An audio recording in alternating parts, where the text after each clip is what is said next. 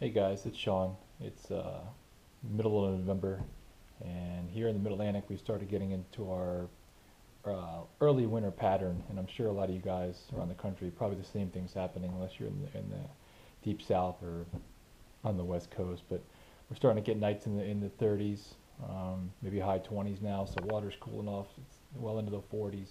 Um, and that winter pattern means kind of slowing down. So I just want to give a couple tips on what I like to throw in the winter time, what works, if I can help any of the new guys out.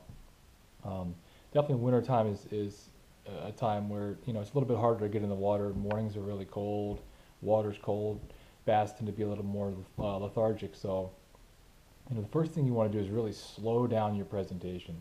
Um, so coming off that fall um, late summer fall pattern where the bass are really feeding up and they're aggressive and are willing to chase baits, you'll notice in the winter time that they're a lot less likely to do that.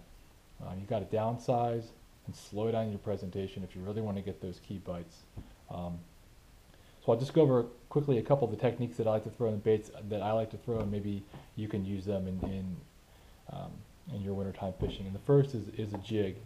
Um, and, a lot of winter patterns, the fish are going to go deep and they're going to be feeding on crayfish. So, what a better way to get to those fish than using a jig. Um, I like to throw 3/8 ounce, and I'll go down from there depending on how finicky the bass are. If I need to downsize, I might use a finesse jig. But, um, you know, the great thing about jigs is you can work them as slow or as fast as you want to. So you're going to read the fish. If they're hitting it on the fall, then you know that they're going to hit on the fall. If you need to drag it along the bottom, you need to just dead stick it, kill it. Maybe a couple little hops, you'll know that too. But it's a great crawl imitation bait. Second thing I like to throw is swim baits. And here's two different Huddlestons. Um, Obviously bass, feeding on shad. The shad are starting to die off. Whatever the bait fish are, the small ones are starting to die off. So I'll throw a Huddleston grass minnow if I want to really downsize, and I'll work a steady retrieve. I'll kill it, kind of let it flutter and fall, retrieve. Just you basically seeing what the bass want. But a swim bait in the wintertime, really any size, especially the bigger Huddlestons, you'll get bigger fish. But it's a great way to put a big one in the boat in the wintertime. Another great technique that everybody likes to throw is a crankbait. Here where I fish, I'm mostly fishing square bills and shallow, maybe medium diving crankbaits. Just because we don't have deep water here, our deepest water is 8 to 10 feet maybe. Um, so a lot of places around the country, you guys are throwing deep diving crankbaits. You want to match the forage for your water conditions. Here in Delaware, the water tends to get very clear in the wintertime, the transition. So I'll go more, clear, a little bit of chartreuse, shad colors. Again, crankbait's great for the wintertime. When the water gets really, really cold, bass get inactive and lethargic, you can't beat a twitch bait or a rip bait. Um, they come in all, whatever you want to call them.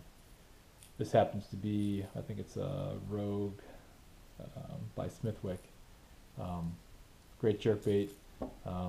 Again, you want to vary your retrieve. Wintertime it's going to be a slower retrieve, so you might do a twitch, let it pause. You might even wait 5, 10, 15 seconds. A lot of times the bass are going to hit it when it's still, when it's not being twitched. Um, Again, you want to match the color to the forage and your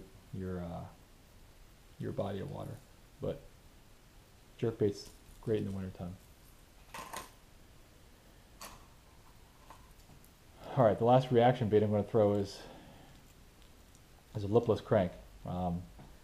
If your bodies of water have any grass still in them, or the grass is dying off, these are great to throw in and around. I shouldn't say in, but right around the edges of the grass, ripping it through the grass. Um, Again, you're going to want to vary your retrieve. Maybe it's a yo-yo technique. Maybe you're, slow rolling it back to the boat, kayak, or whatever you're fishing. But lipless cranks work great in the wintertime. And here's a little secret tip for you guys. Little blade baits, like this one here, works super, super good in the wintertime. Alright, very similar to a lipless crank, although you're going to get a lot on these really tight wobble. Alright, they're smaller, pretty heavy up front, cast super far. Binsky makes a great one, and honestly I can't remember the name of this one, but pick one of these up, they work super. As far as soft plastics go, I don't throw a lot of soft plastics in the wintertime. When I do, I will throw a shaky head. This is a missile bait shaky head with a ribbo worm, soft plastic on it, straight tail. Again, slowing down my presentation. So if I'm fishing around docks, if there's a little bit rock piles, brush piles, shaky head works great. Another soft plastic presentation is if you want to do a Texas rig, that also works. Again, you want to slow that down. Drop shots work excellent in the wintertime also. So just wanted to give you guys a couple baits that I like to throw, confidence baits that I have in the wintertime. Things definitely slow down for me. It's super tough, I know it is. Really, patience is the key. You might only get a couple bites, but you want to make them count. You want to give yourself the best chance you can out there in the water to get those fish. So again, slow it down, be patient, think about what the bait fish are doing. All right, they're dying off in the wintertime. They can't handle the cold.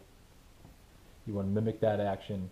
You want to mimic the crawfish that are in the water with jigs, the swim baits. Again, you're going to mimic the shad population or whatever you have in your local in your water. Again, there's other baits out there that work really well. These are just the ones that I have confidence in, and hopefully that if you're not fishing one of these, you can try them out also. Please leave comments, like, subscribe. Thanks.